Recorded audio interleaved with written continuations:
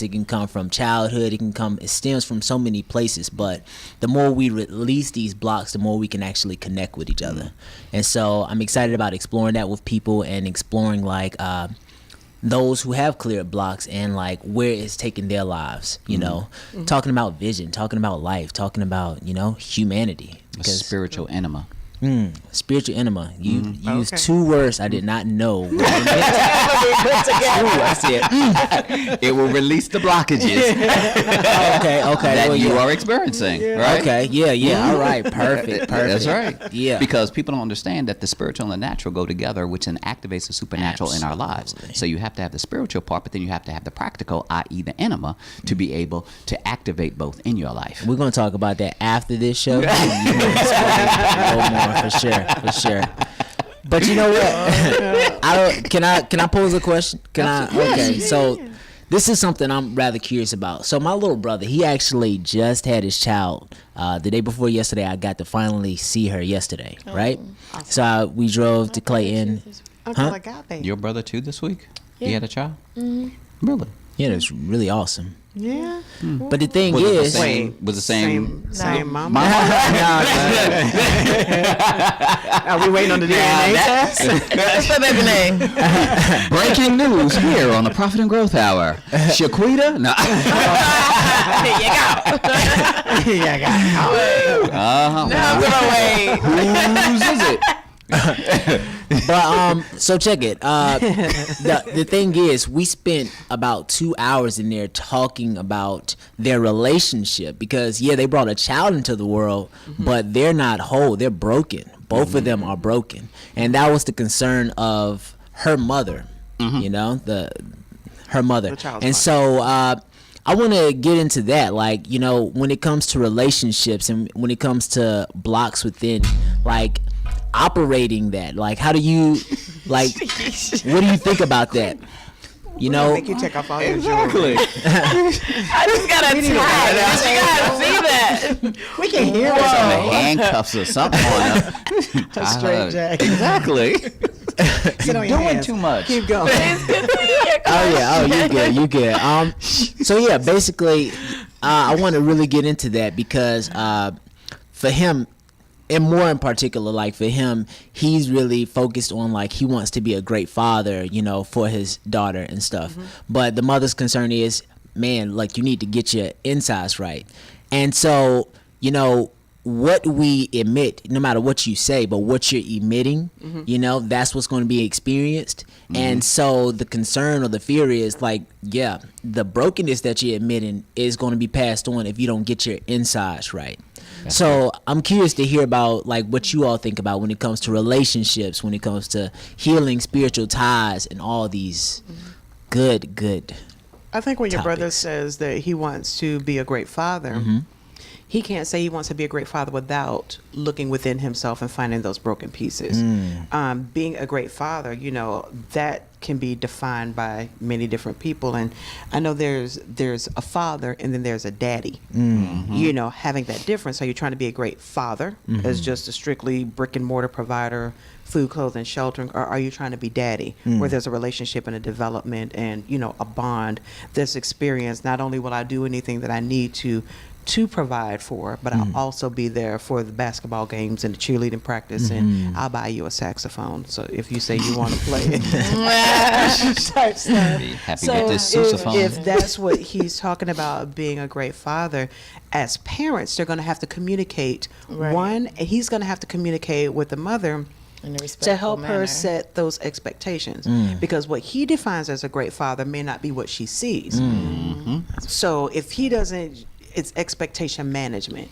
To me, being a great father means I'm looking on those inward parts of me. I know the parts that aren't necessarily right, and I don't want to pass those on. So I'm going to do some self-healing and some self-help here, but I'm also going to do by any means necessary provide for my child, you know, and make sure that you all are well also. But I think that communication between the two of them has to happen on what that looks like. And she can't tell him what to fix. He knows what's broken. He actually needs to do the work himself. It's complicated. It's complicated. It's complicated. It's complicated. You know, and when it's complicated, if you're not in an invested relationship, where we say together we're going to work on those complicated parts. If the two mutual parties I care about what you realize see, it's care about me. complicated and I need help in this, so be patient, grace me in this area. If you're not getting that level of communication, one, she's never going to get what she wants from him. Two, he's never going to live up to the expectations that she have. Three, that child will get caught somewhere in the middle of what both of them think is right. Right. So did you say that she, like, the communication has to be open, that she has to communicate? Both has to communicate? Both. What does that look like to her? But it doesn't matter what it looks like, what a great father looks like to her. It don't matter. Okay. What is he capable of doing? You can't tell me to be a great basketball player and I have no skills. I hear what you're saying. I'll be a good basketball player.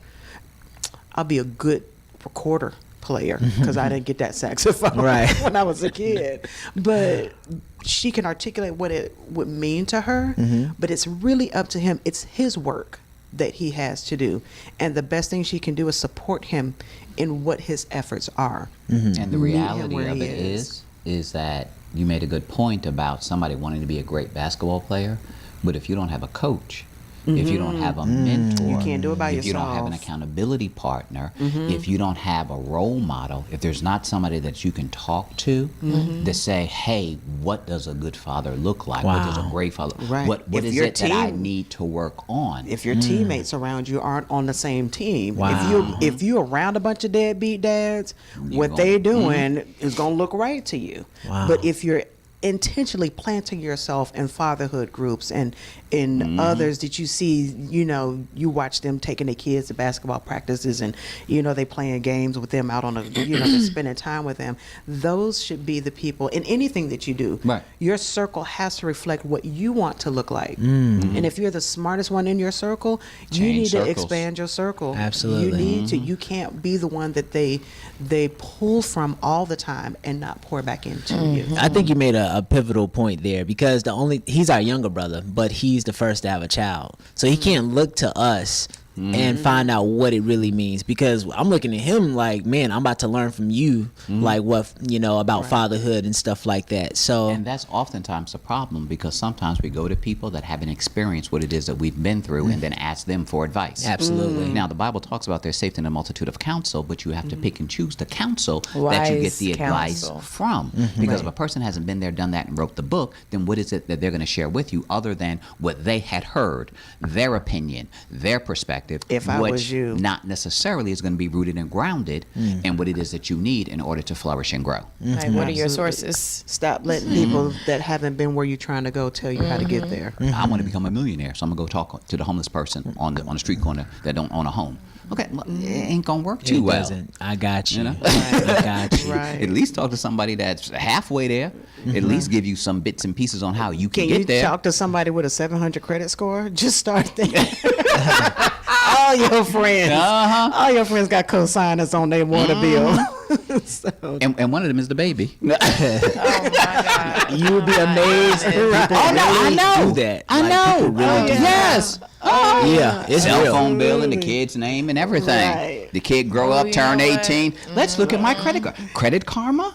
What is my credit score? 200. No. It's like, but I ain't never like, signed for nothing. Yeah. But your mama did. Right. And your daddy did. Absolutely. And grandparents did. And your cousin did. Bless and they them. just jacked up your credit. and not only that, but it's taught. Again, back to what's being taught, what's being spread and led around. Often they say, for example, diabetes run in my family. First of all, diabetes does not run in a family, it's taught. If Big Mama only taught you how to cook hog mogs and sugar It's the smacks and diet. this and that, if that's Chitterlings. all you ever learn how to cook and that's all you like and that's all you want, of course you are building up to have a diabetic lifestyle. Yeah. That's just it. I thank God that my family, we are in a military background. My father was in the military for 30 years. So being cultivated throughout the world gave us a whole different perspective. When we come to a place like Charlotte, we're the foreigners because we don't think the way everybody else thinks. Not that we're better, we just got exposed to European lifestyle Absolutely. and Asian lifestyle and Middle Eastern lifestyle. You know, like there's just a little bit more culture. For me, I'm the That's go-getter. code for bougie. Call it what you may. Call it what you may, sir. I'm well traveled and versed about the world, darling. Yeah.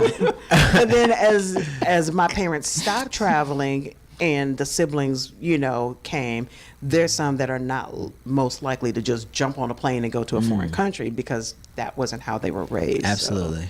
I think we become products of our environment to a certain degree because we acclimate to the temperature and the setting that's within the room.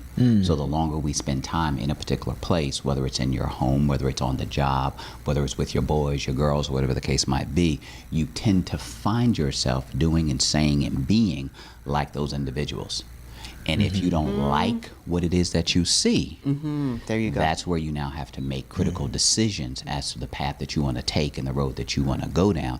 Because if they're not doing what it is that you want to do, then you probably need to get off that ship and jump on another one. And I'm glad you said that because you think about people that grew up in a domestic violent home. Yeah. You know, many sons are like, I am not going to be like my father. I'm not going to, you know, do that or whatever. So they come out completely opposite, you know, and become defenders. If they actually do that. Because I know people that say that, but I don't like how, exactly. And then the minute something happened, and the minute she talked to you any kind of way, and your mind first go back to response is- rewind because your entire life, that's what you saw your daddy do. So now you have that reflex. Wow. And now you punching her in the eye, and you don't even know why you did it. Because it was just a reaction.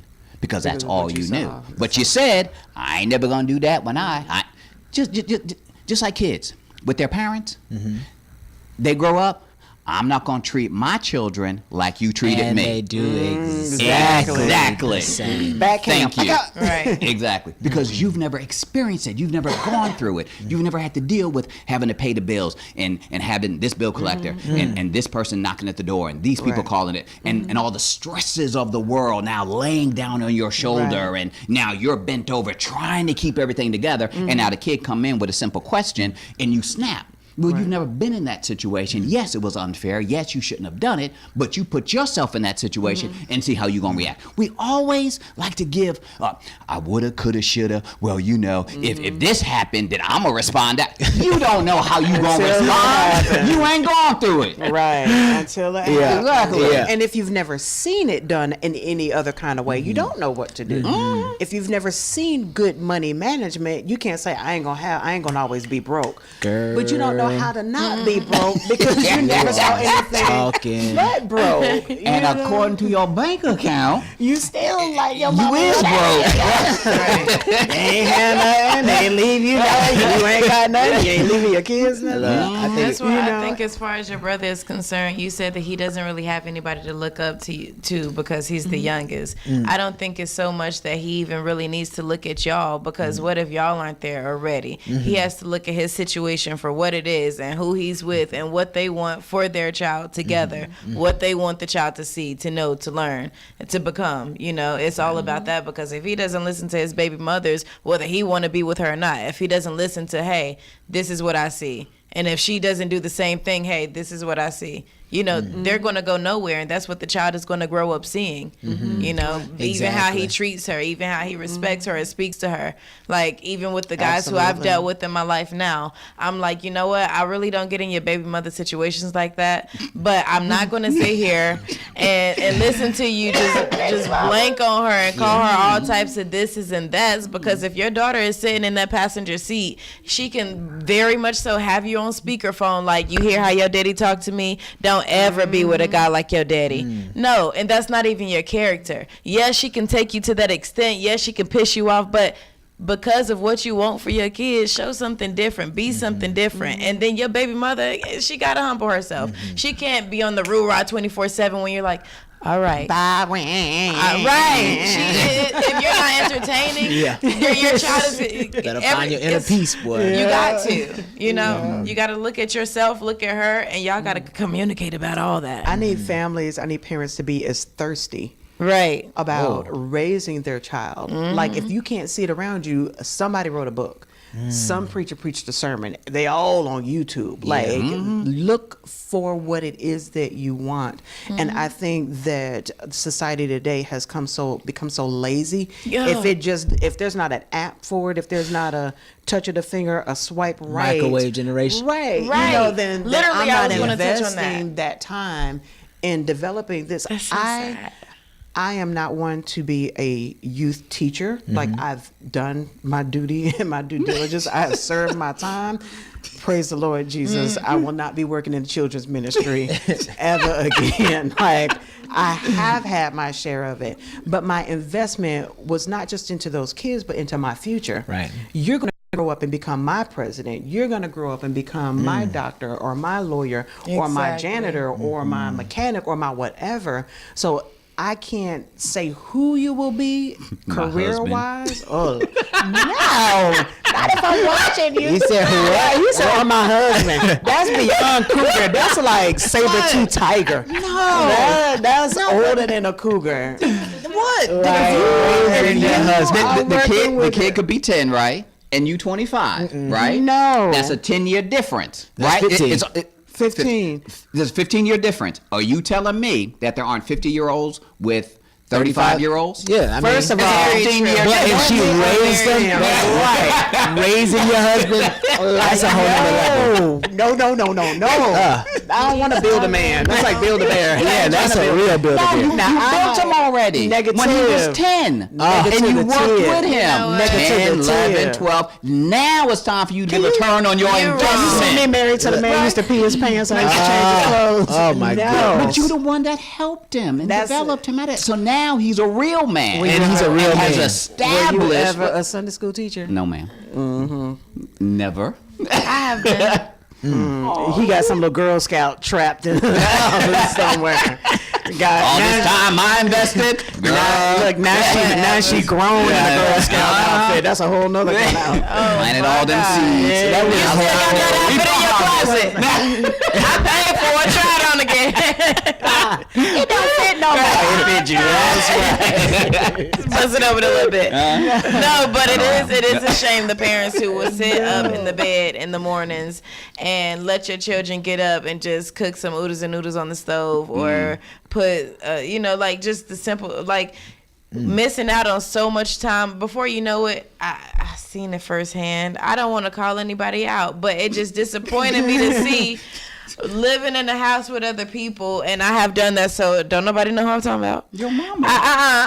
It wasn't even her. Just keep going. Whose house were you living in? I'm not even gonna explain it. Ignore it. You know, I've coexisted with different people at different times in my life, and literally I would see sometimes like, okay, you're in bed in the morning, in the afternoon, you wake up a little late, and then you don't even feel like cooking dinner. Your kids done ate oodles and noodles 5 times, done ran in the cereal box 3 times each, done ate every snack in the cabinet, and literally not only is the house missing all this food now, but you can't teach them the simple things like, hey, throw that bag of chips away.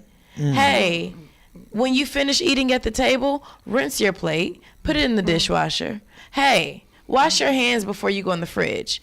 They're not learning anything. Right. They're being starved. Perhaps they were in the bed He those that were watching all of this going on to step in. When I heard that, I just couldn't so how you witness it?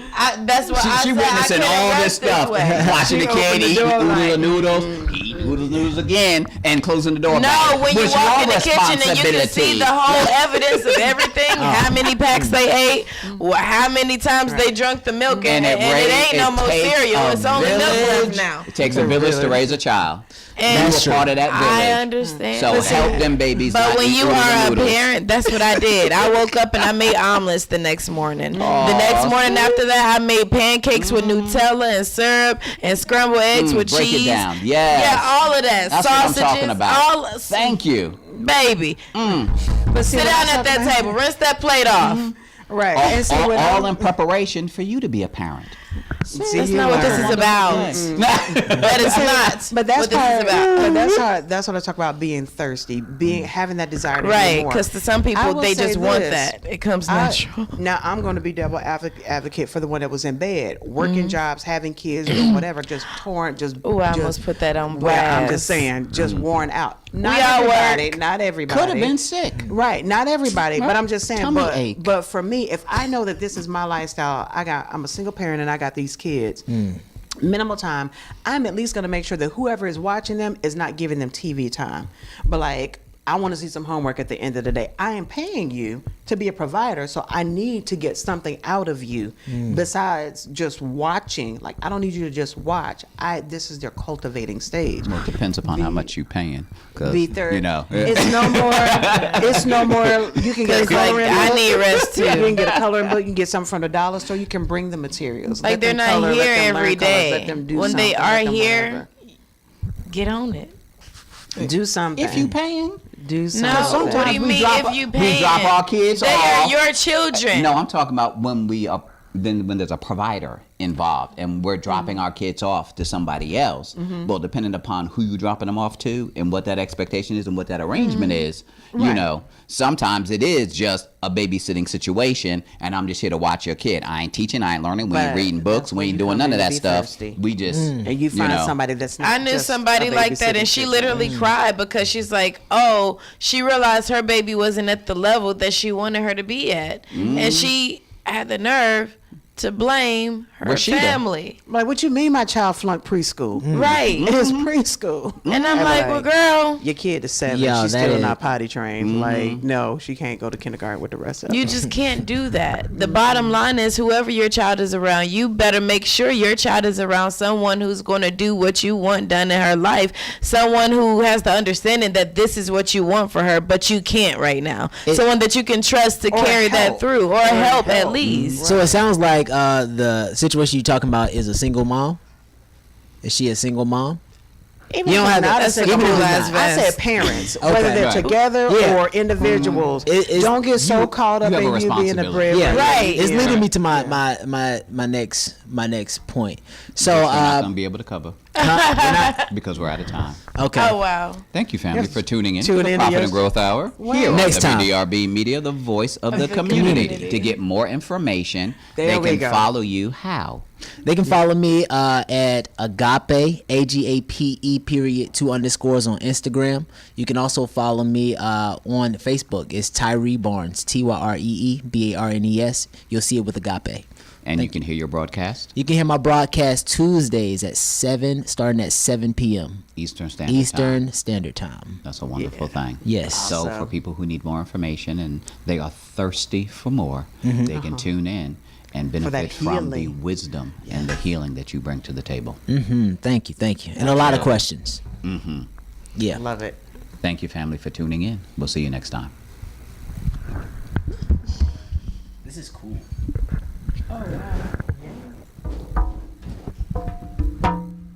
I hope that went well.